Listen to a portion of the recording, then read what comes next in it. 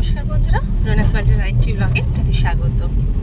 সঞ্জয় ডুবরি থেকে বান্ধবগড়ে আসার বিকেলটা আমাদের ফ্রি ছিল, তো আমরা ডিসাইড করলাম একটা বাফার জোন সাফারি নিয়ে নেব। সেই উদ্দেশ্যে আমাদের রিসর্ট থেকে একটা বাফার সাফারি বুক করে আমরা চলে এসেছি এখানে পারমিটের উদ্দেশ্যে। এখান থেকে আমাদের গাইড অ্যালট হবে। প্রচুর জিপসি দাঁড়িয়ে আছে বিভিন্ন গেটে ঢোকার জন্য। আমরা গাইড নিয়ে আজকে চলেছি পাঁচপেরি উদ্দেশ্যে। এই পাঁচপেরিটা বাফার জোনের মধ্যে পড়ে, সেটা তো আগেই বললাম।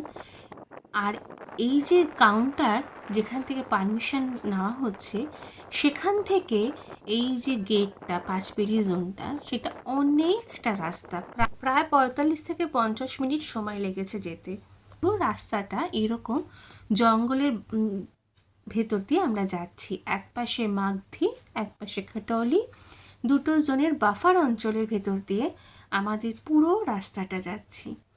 অসম্ভব সুন্দর একটা রাস্তা, যেটা আমাদের গাইড বললেন যে এখান থেকেও রাস্তা দিয়ে অনেক সময় সাইটিং হয়, কখনো কখনো টাইগার সাইটিংও দেখতে পাওয়া যায়। কথা বলতে বলতে আমরা প্রায় পাঁচপেরি গেটের সামনে চলে এসেছি এবং আসার সময় আমাদের ড্রাইভার বলছেন যেহেতু বাফার জোনে চাহিদাটা কম থাকে, তাই জন্য হয়তো হতে পারে আমরাই প্রথম গাড়ি ঢুকছি। দেখুন, কথা বলতে বলতে সাইডে একটা কিন্তু ময়ূর ছিল। চলে এসেছি গেটের সামনে, এখনও গেট ওপেন হয়নি। আমাদের যিনি গাইড আছেন উনি পারমিটটা দেখিয়ে গেট খোলার ব্যবস্থা করতে যাচ্ছেন। দেখতেই পাচ্ছেন চারদিকে কোনো গাড়ি নেই, প্রথম গাড়ি হচ্ছে ঢুকছে, এটা আমাদের।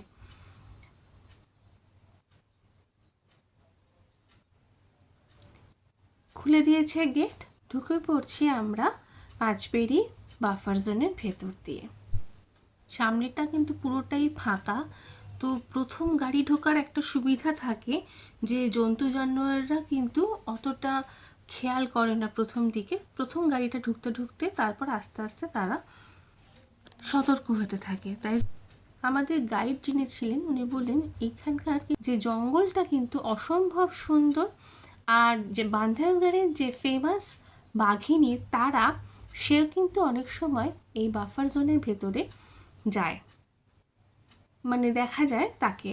এবং তার 2-3টে সাব অ্যাডাল্ট কাপ আছে, সেই কাপগুলো এখানে ঘোরাফেরা করে। তো চলুন ভেতরে ঢুকি।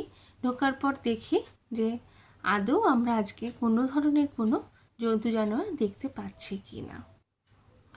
কিন্তু জানি না জন্তু জানোয়ার দেখতে পাবো কি না, কিন্তু জঙ্গলটা কিন্তু অসম্ভব সুন্দর, মানে অদ্ভুত একটা মিশেল আছে রুক্ষতা আর সবুজের।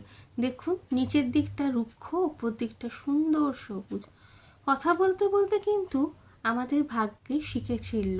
ওই যে দেখতে পাচ্ছেন, আমি রাউন্ড করে দেখানোর চেষ্টা করছি। এই যে একটা সাব অ্যাডাল্ট কাপ আমরা দেখতে পেয়েছি।